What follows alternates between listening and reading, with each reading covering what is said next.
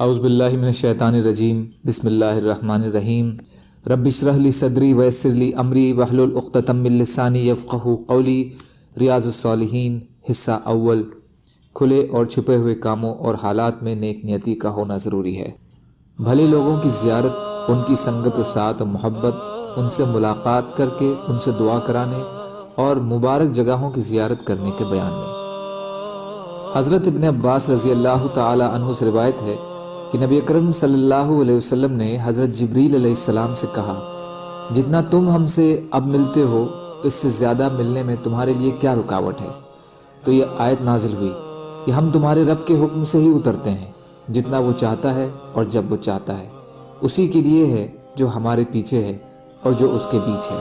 سورہ مریم آیت نمبر 64، بخاری شریف۔ فائدہ: اس میں نبی اکرم صلی اللہ علیہ وسلم کی جبریل علیہ السلام سے ملاقات اور اس علم کے حصول کے شوق کا بیان ہے جو وحی کے ذریعے سے آپ صلی اللہ علیہ وسلم پر نازل ہوتا تھا۔ دوسرے، فرشتوں کا اللہ کی اور سے نیوکت ہونا، یعنی ان کا زمین پر اترنا چڑھنا یا کوئی اور کام انجام دینا، یہ سب اللہ کے حکم سے ہی ہوتا ہے، فرشتوں کے اپنے اختیار سے نہیں ہوتا۔ حضرت ابو سعید خدری رضی اللہ تعالی عنہ سے روایت ہے کہ نبی اکرم صلی اللہ علیہ وسلم نے فرمایا، کسی مومن ہی کو ساتھی بناؤ اور تمہارا کھانا صرف پرہیزگار ہی کھائے۔ ابو داؤد اور ترمذی، ایسی سند کے ساتھ جس میں حرج نہیں ہے۔ فائدہ: اس حدیث میں کفار سے دوستی اور سنگت کی مناہی ہے اور صرف تقوی والوں کے ساتھ دوستانہ اور برادرانہ تعلق قائم کرنے کی تاکید ہے، اور اس کے ساتھ یہ مسئلہ بھی معلوم ہوا کہ دعوت میں نیک اور متقی لوگوں کو بلایا جائے اور فی سبیل اللہ خرچ کرتے وقت بھی نیک نمازیوں کو چین کرنا چاہیے۔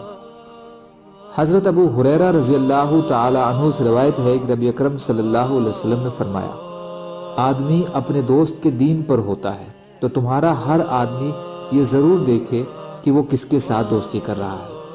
ابو داؤد، ترمذی بسند صحیح، اور امام ترمذی نے اس کی سند کو حسن کہا ہے۔ فائدہ: اس میں بھی دیندار لوگوں کے ساتھ ہی دوستی کرنے کی ترغیب اور غیر دینداروں سے بچنے کی تاکید ہے۔ کچھ اچھے بھلے لوگ بھی نیک اور دیندار لوگوں کی بجائے بے دین دنیا پرست لوگوں سے دوستی کرتے ہیں، جو کسی بھی اعتبار سے صحیح نہیں ہے۔ حضرت ابو موسیٰ اشعری رضی اللہ تعالی عنہ سے روایت ہے کہ نبی اکرم صلی اللہ علیہ وسلم نے فرمایا، آدمی اسی کے ساتھ ہوگا جس کے ساتھ اس کی محبت ہوگی۔ بخاری و مسلم۔ ایک اور روایت میں ہے کہ آپ صلی اللہ علیہ وسلم سے پوچھا گیا کہ آدمی کچھ لوگوں سے محبت کرتا ہے حالانکہ وہ ان سے ملتا نہیں ہے، یعنی ان کے درجے جیسا نہیں۔ آپ صلی اللہ علیہ وسلم نے فرمایا، آدمی ان کے ساتھ ہوگا جن سے وہ محبت کرتا ہوگا۔ فائدہ: اس میں بھلے لوگوں کے ساتھ محبت رکھنے کی عظمت کے علاوہ اللہ کے فضل و کرم کا بھی بیان ہے کہ وہ ان سے محبت رکھنے کی وجہ سے ان سے کم درجہ لوگوں کو بھی اونچے درجوں پر بیٹھا کر محبوبین کے ساتھ ملا دیں گے۔ اسی طرح اس میں یہ بات کہ برے اور خراب لوگوں کے ساتھ خاص تعلق اور محبت نہایت ہی خطرناک ہے کہ کہیں انسان کا حشر انہی کے ساتھ نہ ہو جائے۔ حضرت انس رضی اللہ تعالی عنہ سے روایت ہے کہ ایک دیہاتی نے رسول اللہ صلی اللہ علیہ وسلم سے پوچھا، قیامت کب ہوگی؟ رسول اللہ صلی اللہ علیہ وسلم نے ارشاد فرمایا، تو نے اس کے لیے کیا تیاری کی ہے؟ اس نے کہا، اللہ اور اس کے رسول صلی اللہ علیہ وسلم سے محبت، یعنی ان کی فرما برداری اور حکموں کی فرما برداری۔ آپ صلی اللہ علیہ وسلم نے فرمایا، تو انہی کے ساتھ ہوگا جن سے تو نے محبت رکھی ہے۔ بخاری و مسلم۔ یہ الفاظ مسلم شریف کے ہیں۔ اور بخاری و مسلم کی ایک اور روایت میں ہے کہ دیہاتی نے جواب میں کہا، میں نے اس قیامت کے لیے نہ تو زیادہ نفلی روزے تیار کیے ہیں، نہ زیادہ نفلی نمازیں اور نہ زیادہ صدقہ، لیکن میں اللہ اور اس کے رسول سے محبت رکھتا ہوں۔ فائدہ: صحابہ کرام رضی اللہ تعالی عنہم کی اللہ اور رسول صلی اللہ علیہ وسلم سے محبت صرف زبان کی حد تک نہیں تھی جیسے آج کل ہم مسلمانوں کی ہے، بلکہ ان کے یہاں محبت کا مطلب فرما برداری اور فرما برداری تھی، اور یہی مطلب اس حدیث کا ہے کہ میں نے زیادہ روزوں اور نمازوں وغیرہ کا تو زیادہ اہتمام نہیں کیا ہے، یعنی نفلی روزوں اور نمازوں کا، ورنہ فرض نمازیں اور فرض روزے اور اسی طرح فرض صدقہ زکوٰۃ یہ تو نہایت ضروری ہے۔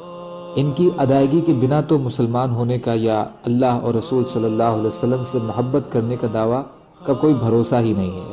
البتہ اگر انسان کو اللہ اور رسول سے سچی محبت ہوگی، جس کا اخلاقی نمونہ اس کی زندگی میں فرائض اور واجبات اور سنن اور احکام کی پابندی سے ہوگا، تو پھر اس نے اگر نوافل کا زیادہ اہتمام نہ بھی کیا ہوگا تو اللہ کے یہاں وہ سرخرو قرار پائے گا۔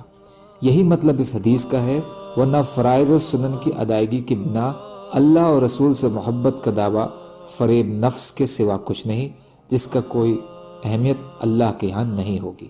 سورہ آل عمران آیت نمبر 31 کا مفاد اور تقاضا بھی یہی ہے۔ سبحان اللہ و بحمدہ، سبحانک اللہم و بحمدک، اشہد ان لا الہ الا انت، استغفرک و اتوب الیک۔ سبحان ربک رب العزت عما یصفون وسلام علی المرسلین والحمد للہ رب العالمین برحمتک یا ارحم الراحمین۔ لا الہ الا اللہ محمد رسول اللہ۔